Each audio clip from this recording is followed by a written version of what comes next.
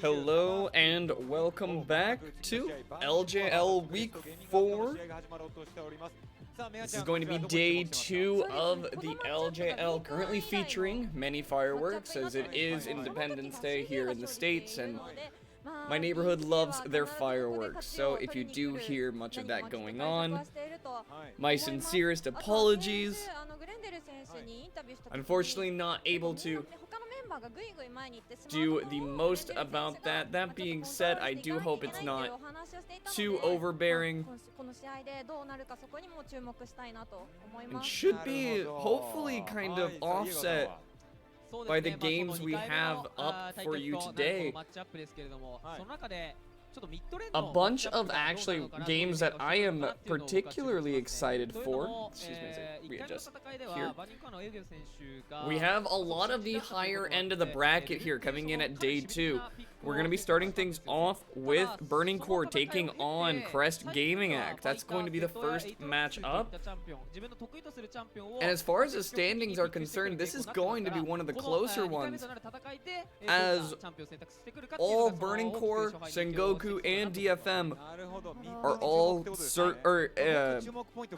Burning Core, Sengoku, or excuse me, CGA as well, being the other team. So you have 2nd, 3rd, 4th, and 5th place all currently in contention right now.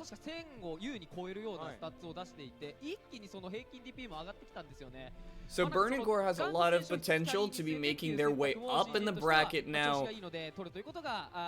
That being said, a lot of these other teams,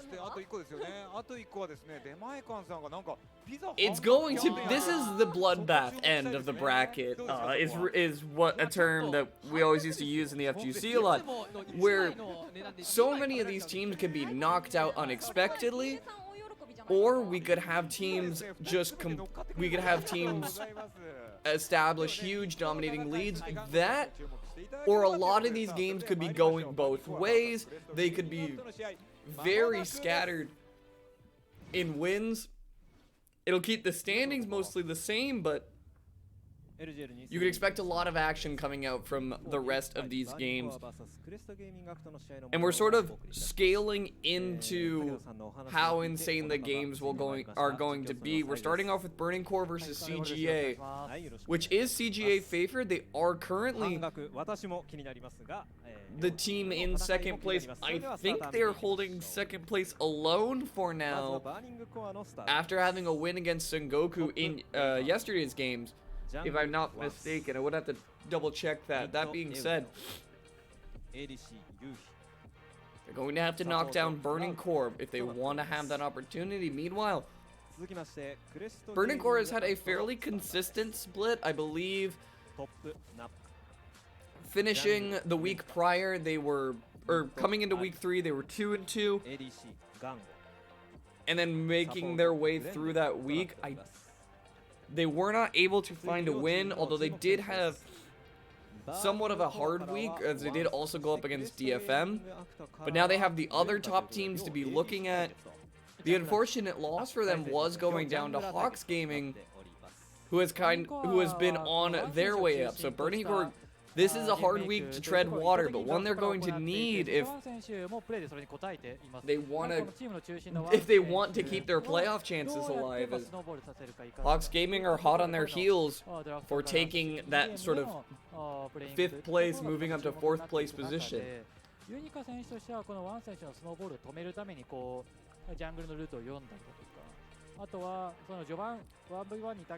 Meanwhile, at current, it's going to be CGA, who are actually defending 2nd place for now. Let me get those stats pulled up for you. Just 1 second.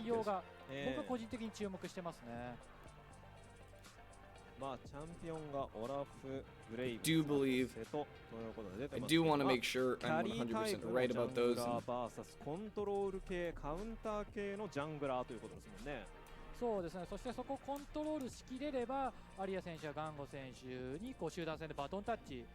One moment while I just get those stats pulled up for you.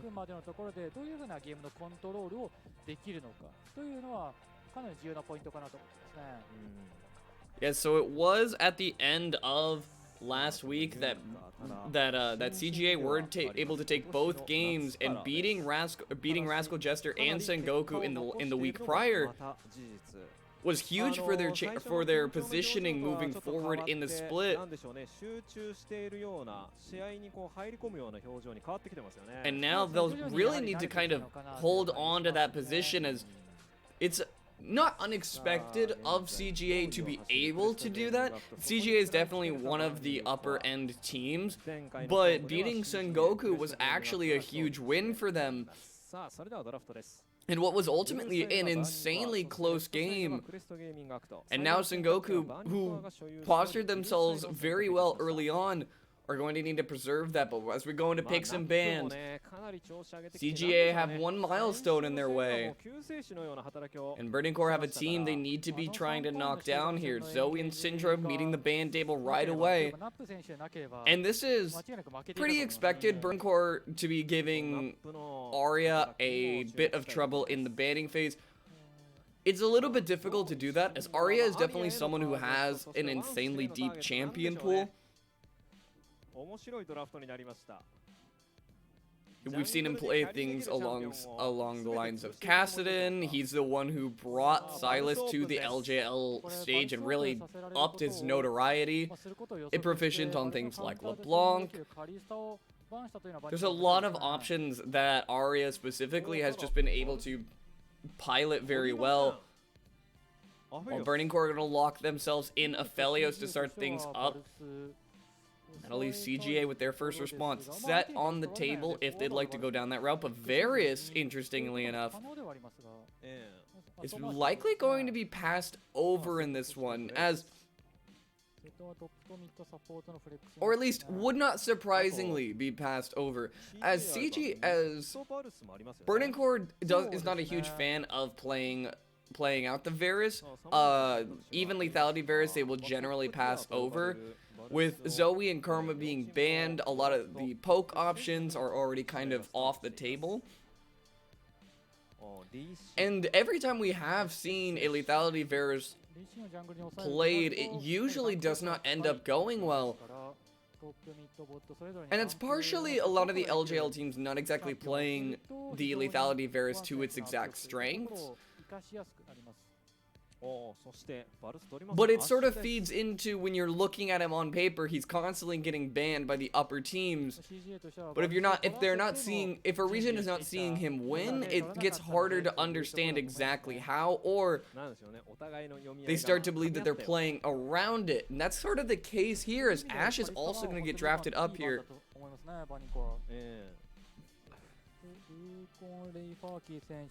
Well, CGA retain a bit of flex potential with the set here. Burning Core have a couple options to be looking at. They will be looking at towards the top lane. It's going to be 3 top lane bans, all accrued very quickly, as the Tom Kench is going to be last to round that one out now. CGA will probably could also look at a Nautilus here if they wanted to just keep the set up towards the top lane, guarantee that sort of favorable matchup. But the Cho'Gath is actually going to be locked in here by CGA. Likely is going up towards the top side, and that's sort of an interesting one. Does pose himself as a very high scaling tank, puts himself as a great body for his team. Is a little bit interesting in that we don't see typically a lot of Cho'Gaths, but with how many top lane bans have been accrued so far, it's a fairly safe lane. Although Burning Core would be able to pull out the Jace to try and make that difficult on him. The sort of benefit that Cho'Gath has, especially into a lane like Jace, is that it's very difficult to poke a Cho'Gath out. The Vorpal Spike healing just offers so much sustain throughout the lanes, and once Cho'Gath gets his catalyst, it's very hard to even completely bully him out, while the last pickup is actually going to be the Aurelia. As Arya's going to be piloting that one into the mid lane, and that's a little bit of a hard matchup for Aurelia, as it's very easy for Yu-Gi-Oh to just get a free stun off with Galio and kind of mess up her combos. That being said, there's a lot of catch potential already on the side of CGA, as you would typically expect. You know, you can fish with Cho'Gath Qs, you have Ashe slows as well, and that can kind of set up Aurelia for her combos.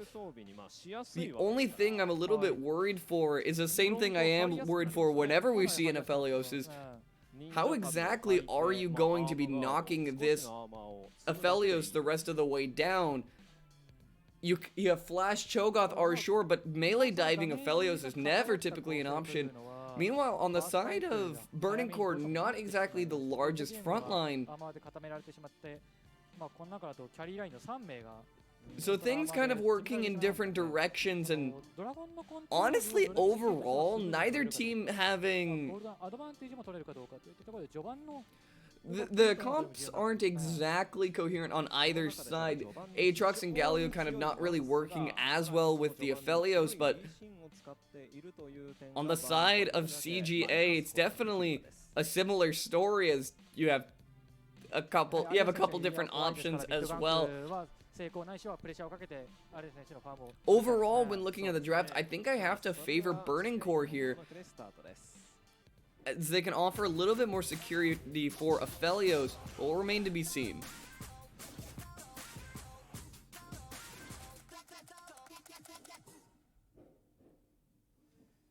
LJL 2020サマースピリットウィーク4ゲーム5バーニングコア vs クレストゲーミングアクトの試合スタートです。それではコーチインタビューが来ております。Alright, and as we get things started up here,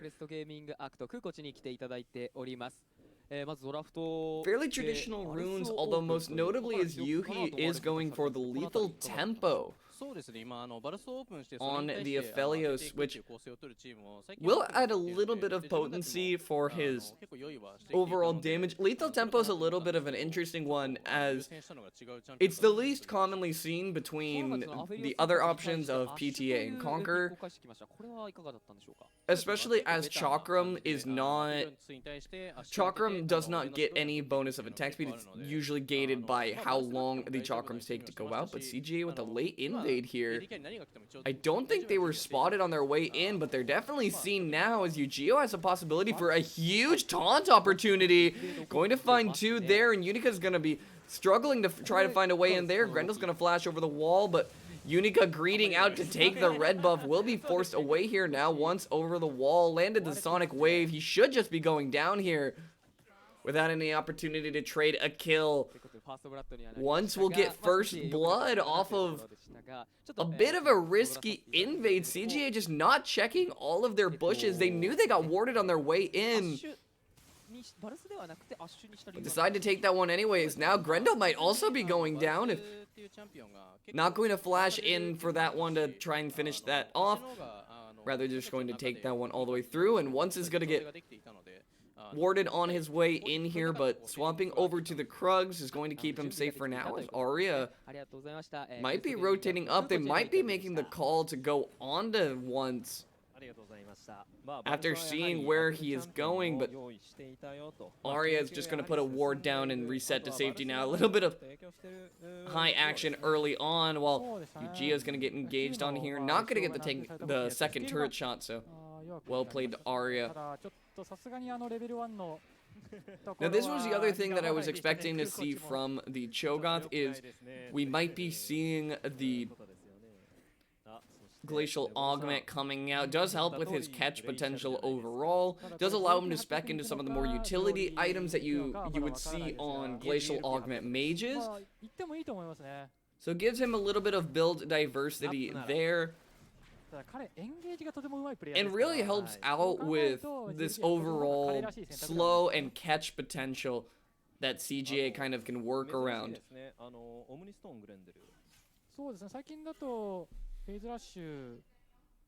The benefit, of course, for a Cho'Gath in this game is that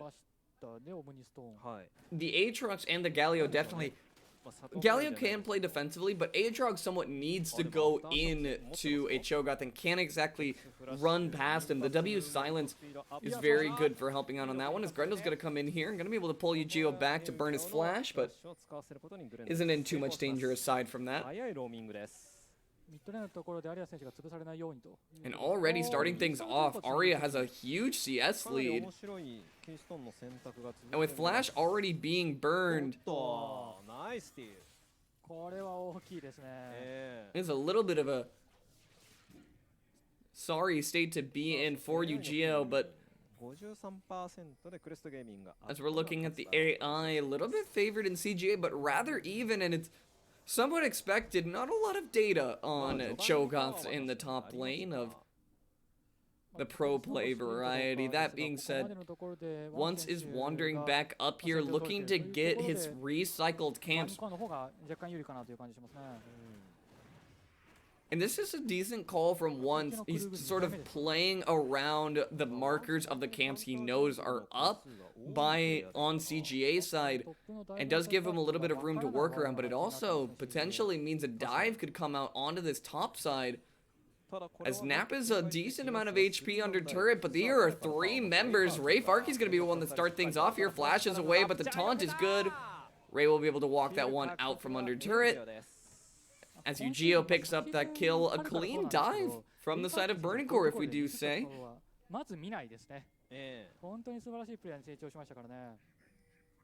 And I like the way that play is set up from top to bottom on the side of Burning Core.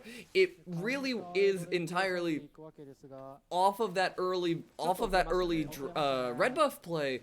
You got the kill onto Unica, and Once knows he has enough time to get free reign. He goes up and he takes the Krugs, uses that as his marker to communicate out when the next dive is coming through. CGA will trade a Cloud Drake over for it, but pressuring out this Cho'Gath very early on will definitely help Ray Farkey and his ability to side lane, pour pressure on, as well as force teleport out, so the next objective that is needed, Ray will be able to hopefully have teleport advantage there. スタートが良くない、さらにラプターのカウンタージャングルもエウギョに取られた。はい。1周目のジャングルから得られる経験治療というのは大きいので、あれ取れなかったのはかなり痛かった。A nice little dodge on the stun there from Yu-Gi-Oh to tag a little bit of extra damage on Arya, looking for passive to see if he can get an ult play, but with Proud waiting in the wings, isn't exactly what you want to be looking for. ファイトを作っていく対象はトップでもミッドでもボットでもそれぞれセットアップが可能なチャンピオン揃っている。And as we somewhat return to neutral ground for a little bit, one thing that does sort of come to mind is Genko opting in for the Cull definitely sets him back a little bit in terms of just the early damage, delaying that bilge water and later Bork, but that being said, it's a bit interesting to draft into a Cull, or to build the Cull here, as CGA definitely has the early strength over Burning Core, but possibly feeling a little bit on the back foot after the way of these early kills and an early 1,000 gold lead over to the side of Burning Core.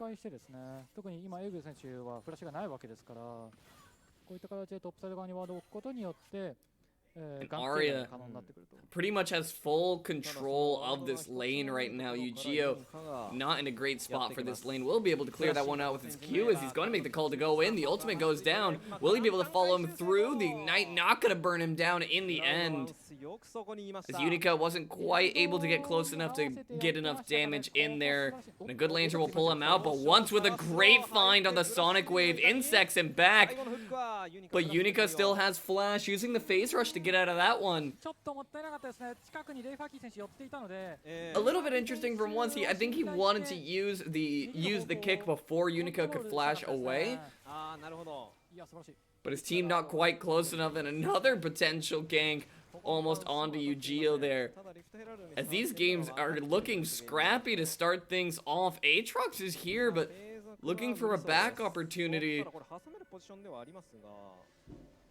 Well, Galio is as well. Looks like they'll both take a reset there. Galio does have the Hero's Entrance, and Ray Farkey has Teleport. So if once wants to start up this Rift Herald once more, he has that opportunity. I don't believe that CGA saw him.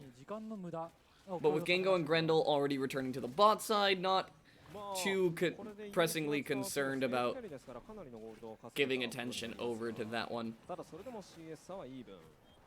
Unica might be checking over the wall here. We'll throw a control ward down, but only to see the Rift Herald fall in the end. まあどのレーンでもいいというお話があった通り、確かにどこでもいいんですよね。そうですね、どこでもいいですね。まあレート考えるならボットレーン優秀のレーン。We'll just enjoy a little while longer of neutral. Now Burning Core are in a great position for this Ocean Drake. As they have Rift Herald, they have teleport advantage in the top lane. So CGA at this point might need to be careful about contesting this one, as they really can't afford to go for a contest here, because Burning Core have all of the cards that they could want to make this situation in their favor. You can see Ray wandering down there, trying to get a little bit of vision into the red side of CGA, wants to know whereabouts Unica is before they get over there. The benefit for CGA here is that you do have a couple pink wards already set up in key positions, so you'll know when Burning Core are looking to set up their vision around the Drake and make a call for it.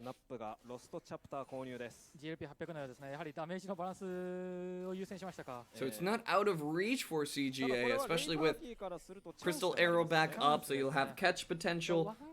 And Nap is already rotating down here. Gonna be catching the wave in the mid lane. They will be losing a wave top for this, as Ray is going to push that one under turret, and nobody is going to be able to go up there to catch that one.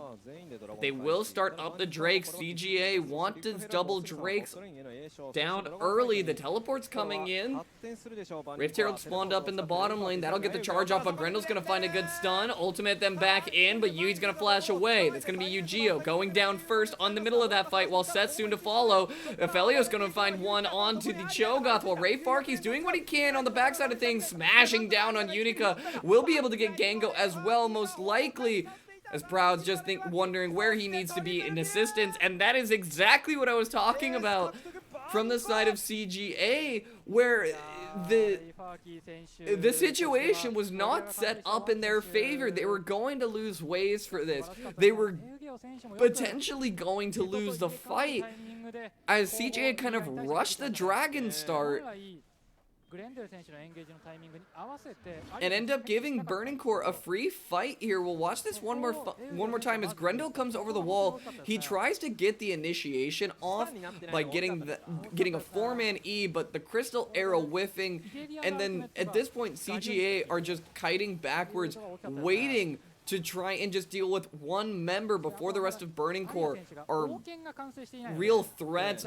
Arya does a great job to find Yuhi there, but Ray just kind of walks all the way through this fight, and that's not exactly something you want to let happen, as Aatrox, 3-0-2 now, has suddenly become a real threat to your entire team, because as Nap is building into AP, is looking for the Hextech GLP, he's not quite tanky enough to really stand in the front lines.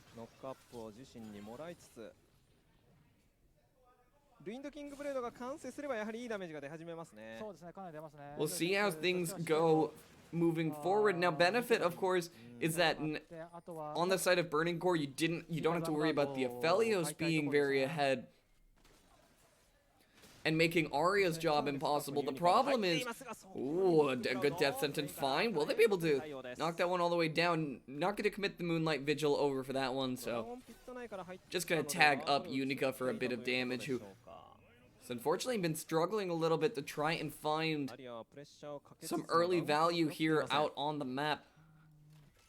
Hovering around the mid lane for now as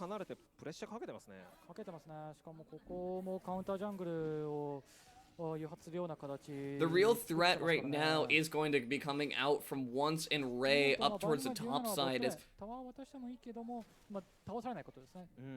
how much pressure that they're going to be able to absorb.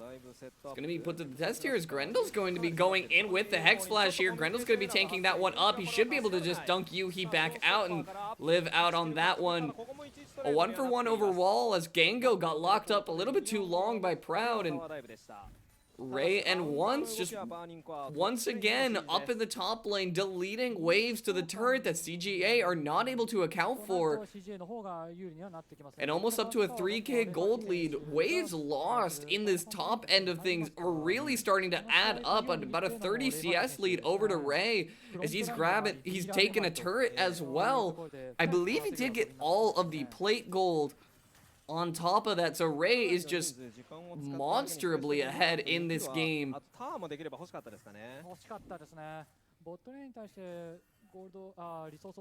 You could see it expressed in the 3-level advantage over the AD carry. So Ray will be coming back for that caster minion before taking a back opportunity. So he was not able to get all of the turret plates in the top side. He did only get a few of them, but with the turret plates picked up by the Rift Herald in the bottom side off of the earlier Dragon play, the gold overall is equal, and just not exactly all from the same turret, which doesn't seem to be hurting Ray Farkey's wallet all too much as we look at the gold crafts here. Very sided towards the top side as CGA are running away with a little bit of an early lead, or excuse me, Burning Core are running away with a little bit of an early lead here. And overall, for now, this is a position where CGA really needs to be careful about what we're fighting over, as they want to walk over to this Rift Herald, but you're going to be battling straight into an Aatrox. So Death Sentence flies out there, not going to find any value. Ray Farkey really just needs to stand in front and center, and CGA can't exactly walk up. There's just no one really near his level right now. Arya being the only one, but it's so difficult for him to get things started on his own. Aurelia not known for that, as the Death Sentence is going to get found by Proud. He'll go in with the Flay, kicked back out over the wall as Once is going to follow Grendel onto that side. Ray Farkey moving forward here, seeing if he can keep Unica locked up, but the dash away will overall mean a 1-for-2 favor Burning Core. Ray Farkey's looking for a little bit more, but it's a little bit hard to dive them under turret, as CGA are just gonna buy their time for now. The Rift Herald can be spawned up immediately, as Burning Core can fish for a little bit more. You can see Once on the flank here, trying to find Gango. Sonic Wave is good, he'll be able to find him, but here comes the hero's entrance, gets the knock up onto Unica. This should be 2. No, narrowly avoids the taunt there, but will only delay their demise as Nap alone, the last of the CGA members, stranded under turret but flashes away to safety. And things are only going from grim to worse for the side of CGA. And this is sort of what I was talking about, where CGA don't exactly have great tools to be starting off a fight. But as they don't have these tools, now that you're so far behind in tempo of even the front line of Burning Core, how are you expecting to deal with the back line? Arya isn't very fed, is not going to be able to just brute force his way onto the members of Burning Core, as he even started this one out with a great hook over the wall from Proud, and that's just, there's no fight to be really had there, as your initial dive threat is already gone, and then trying to hold onto this turret at about half HP, there isn't a whole lot you can really do.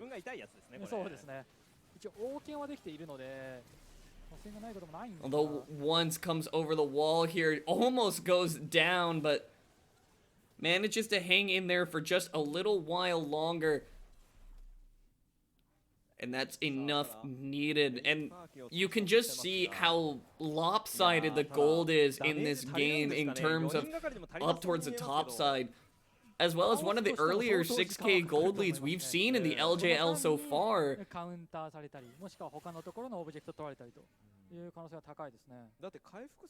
But Burning Core as a whole is just kind of set up in a position that they can take fights for every objective that they want to. The damage coming out from Yuhi is not exactly what they is, you know, not even entirely necessary. And as well as having the Aphelios scaling security, they don't need to be too concerned with taking fights as long as Ray Farkey isn't getting hard caught out or engaged on. But that's sort of the strength that Aphelios has. He can play very defensively throughout these fights. He can set up his turrets, he can play around a stunned target very well, and then you can peel him away with Yu-Gi-Oh! And ones. If you have to use a Dragon's Rage defensively, that's not a bad deal in terms of preserving your 450 gold, 300 gold shutdowns between your top and jungle positions. しかもパスファイク的にも次のファイトを以降はどんどん苦しくなってきますね。Now Burning Core looking to siege down the mid lane here. Trying to see if they can open up the map a little bit further before this Baron is up, but not much they can really do. All the more to really be pulling members of CGA away from the side lanes and seeing how much gold you can get them to miss as Ray will be up here towards the top side to try and get things done. Arya's gonna go for the all-in here, narrowly missing out on the stun, but missing out on the ultimate as well is gonna make things tricky. Sonic Wave almost finding him over the wall there, but he might be going down in the end. The feast will be good.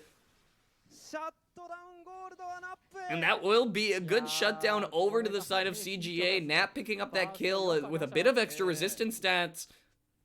It's not a bad deal for the side of CGA, and a good pickup for them overall.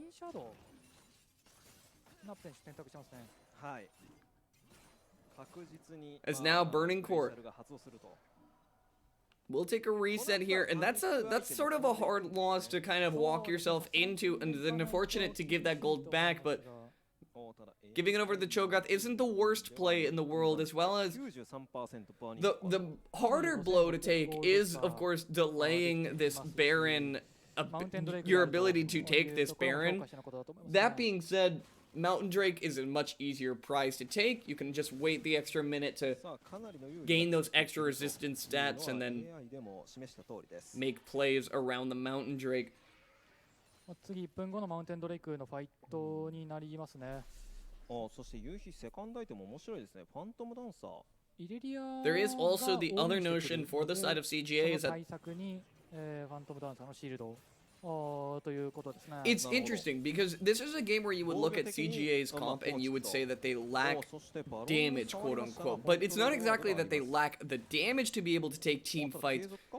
It's more so that CGA just doesn't have the setup for their damage, where Aurelia has nothing to assist her when she's going in to try and dive Yuhi. And that's the real target that she wants to be onto, because she can't go toe-to-toe with Ray Farkey at this point. She will just get taunted up by Galio, and without the damage to be able to knock down Yuhi alone, it's just so difficult to dive Aphelios that that's not really an option. And sure, Graves is somewhat in a similar position where he can't walk into auto range of many of the members of Burning Core. So setting up these fights is looking difficult for this side of CGA. Without finding picks in isolation. Once is going to go over the wall here. Gonna go for the flash kick, but Gengo's going to flash in response, as that will be Grendel paying for the sins of all of them there. So Ray Farkey's going very low on the other end of things. Will get knocked down in the end as Arya did get kind of zooped back there a little bit by the Flay, and that'll be him going down. The Moonlight Vigil's going to find his way onto Nap, but that's a full HP Cho'Gath. Not one you're really looking for, but Yuhi, greedy for a little extra kill, says, I'll flash for it. Where are my kills? I thought I was the carry. As he's just happy to be picking up any amount of kills in this game. Mountain Drake and Baron are both up, and it looks like they'll make the call for the Baron. But with one's too low HP, they're going to make the call to just head back over to the Drake, take the safer route, and understandably so. もうすでにドレイクには触っています。バーニングコアこれでマウンテンドレイク2スタック目になります。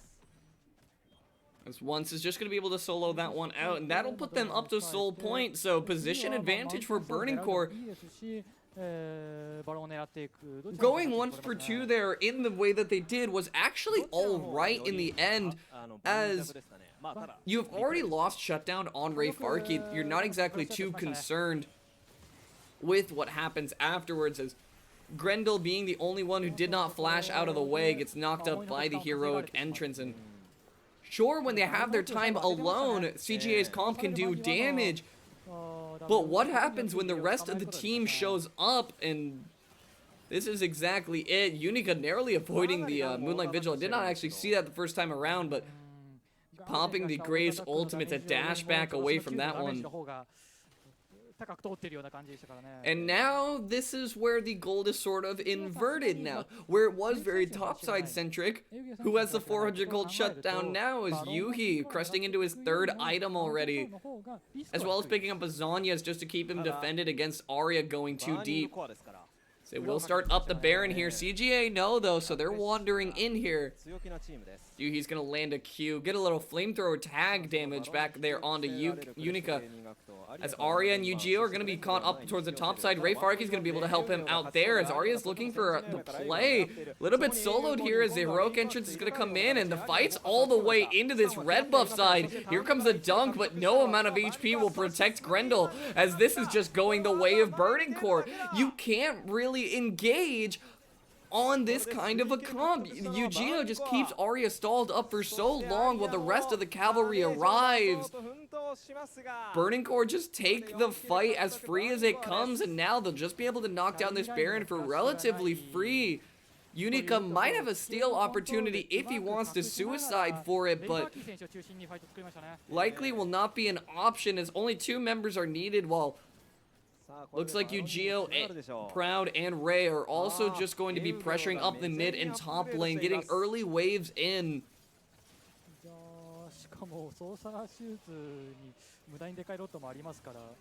As Burning Core going to be knocking down that turret there. Or knocking down that Baron there as Yu-Gi-Oh gets a turret up towards the top side. So watch this one more time as Arya has decent position, but again, the damage is just not here. Sure, you have your time to be dealing damage to Arya and to Yu-Gi-Oh, and it looks good, but then Gango's being kited around the entire way here, and then by the time he gets in and is able to use Arrow, Proud is just in his face, throwing up throwing up CC. Ray Farkey is just mowing down the front or the back line there after Arya has to dive deep just to keep damage onto Yu-Gi-Oh. So overall, CGA's comp is just struggling to have every member get out the damage that they need. Arya is not exactly poised to be the solo carry here, as getting 3,000 damage out, but costing the rest of his team for it.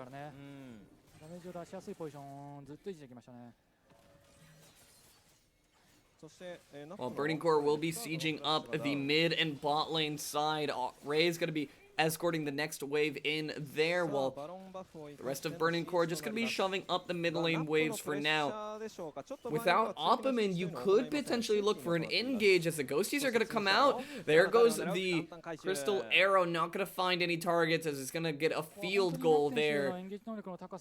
Burning Core can just kite that one backwards. That's going to be the bot lane turret falling there shortly. While Yu-Gi-Oh looks to pressure up towards the top side with Arrow down and the Twin Shadows also going down there from Nap. That's 2 of your sort of pseudo engage tools. You don't exactly have hard engage, you just have a decent amount of slows and CCs to rely on, but 2 of those being down already. Burning Core feel comfortable to posture up for a 1-3-1. So they're gonna try and knock down the turret. Unica's taking so much damage from just a flamethrower turret as Arya is once again gonna look for a solo play on Yu-Gi-Oh. Not quite gonna be able to get that one down, as one of the inhibitor turrets is already down. Inhibitor soon to follow, while Ray's clearing out the last of the waves. Yu-Gi-Oh's gonna knock down the top lane side of things. While Burning Core are going to regroup on the bottom. Geo needs to be a little bit careful being at about only half HP. But it is still in range for Heroic Entrance. You can see him kiting down there as the inhibitor falls. CGA can't quite take an engage. As Infernal Drake is coming up here, Burning Core can just back down to that one. And will be able to just grab up a Mountain Drake. Not a bad deal for CGA, as they'll be able to grab up the Mountain Soul and really just kind of cement them in this position that is just so hard to dislodge them from. なんかその直前までは取れそうな流れでは全くなかったんですけど、しっかりと広がってから As now Burning Core are just well and far ahead in this game. And the Mountain Soul makes it that much harder for Arya to do his job and really knock any of the members of Burning Core the rest all the way down. So with a 12k gold advantage, I might say that this game is fairly in the bag for the side of Burning Core, as that isn't to say miracles don't happen, but unfortunately for CGA,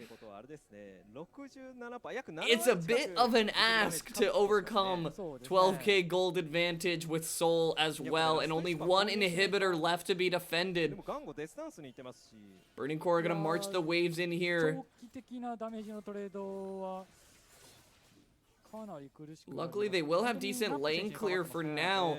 The problem is that the bot lane is not the waves that they need to be clearing out, as another army of super minions are marching in on the top side. Nappa's going to be fishing with the Ruptures, trying to see if he can find anything there, but as a turret falls, CGA are struggling to find anything. That's going to be a flash from Geo into everybody. The taunt is good, but where's the follow-up? Ray Farkey doing his best as he can, as Grendel's going to try to kite everything out towards the top side there. Heroic Entrance in. Arya is all the way in, and with no assistance from his team, Ray is just running them down. 4v1, it feels like, as he's going to be able to find Nap, yanked back in with the chains.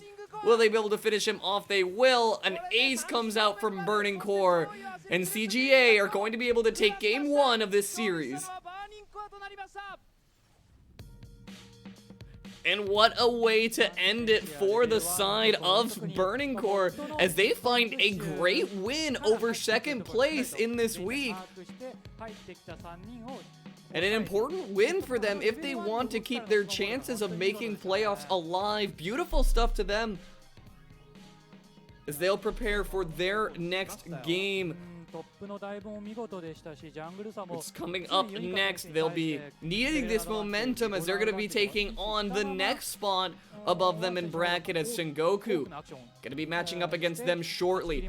For those of you just tuning in, I'm Dr. No. I do the English broadcast for the LJL. I do all summer long. I did all spring split, although I did lose some of those VODs to avoid DMCA claims around the Twitch, you know, different rules and things. All of that being said, though, I do all of these summer split VODs and then upload them to my YouTube. If you'd like to see more of my content, you can follow me down below to know when I'm going live. So the way I do things is I do games 1 through 4 the day of the LJL broadcasts. So I do those alongside them, and then I do games 5 through 8 the next day, which is today. So I sort of just break them into the 14 pods that the LJL has them broken down into. If you guys are enjoying the stream, feel free to leave a follow. You can also follow me on my Twitter in the little description area below, just to know when I'm going live. I also tweet out when I do other content, like I do top 5 plays of the week for each week. So if you're looking for, you know, little highlight reels to get you caught up on what you missed in the week before, you can check there. Also, always looking for new content pieces that you guys want to see. If you guys want to see, you know, game analyses and breakdowns, player preps, things of that nature, I'd be happy to look into offering those for you guys.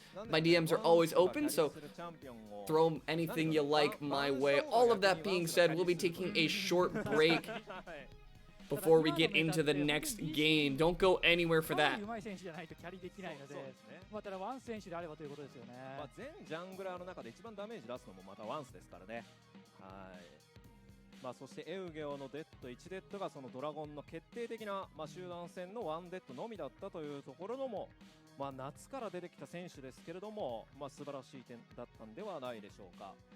いやー彼はそのオレリオンソルのようなローム系のチャンピオンを